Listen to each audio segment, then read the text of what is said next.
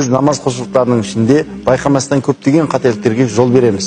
Соларға тоқталатын болсақ. Оның біріншісі өте жылдам оқу. Пайғамбарымыз саллаллаху алейхи ва саллям өзінің мұбарак хадис шарифында келтіргендей, асығыстық ол шайтаннан, сабырлық ол рахманнан деді.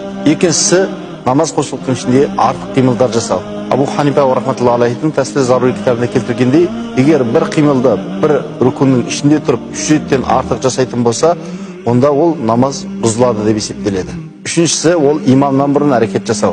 Пайғамбарымыз саллаллаху алейхи ва саллям мұбарак хадисінде, егер кімде-кім намазда сәждеден имамнан бұрын бас көтеретін болса, онда ол өзінің басының есекке айланып кетуінен қорықпай ма екен дейді.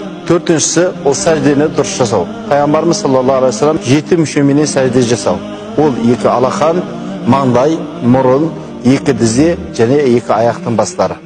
Бесіншісі аурет жерінің ашылуы. Аурет жерінің жауып болу намаздың шарттарынан екені белгілі. Алтыншысы қандай асығыс болған жағдайдың өзінде де намазды Аллаху акбар деген ифтитах такбирменен бастауымыз керек. Жетіншісі намазда жан-жаққа қарау. Пайғамбарымыз саллаллаху алейхи ва саллям мұбарак хадисінде, егер бір пенде намаз оқып отырып 2 жаққа жалтақтап қарайтын болса, Алла субхану ва тағала оған: "Ей құлым, менен де әдемі, менен де жақсы біреуге қарап жатсың ба?" деп айтады екен дейді. Сегізіншісі намазды кішіпейілдікпен оқу. Өйткені біз намаз құлшылығына кірген кезде Раббымыздың алдында тұрғанын сезініп, тауаддық сипатымен Раббысының алдында төменшіктеп өзінің құл екенін білдіріп, кішіпейілдікпенен құлшылықты өтеу. Раббымыз баршамызды құлшылығымызды кәміл орындап, ибадатымызды бекем қылғандардан қылсын.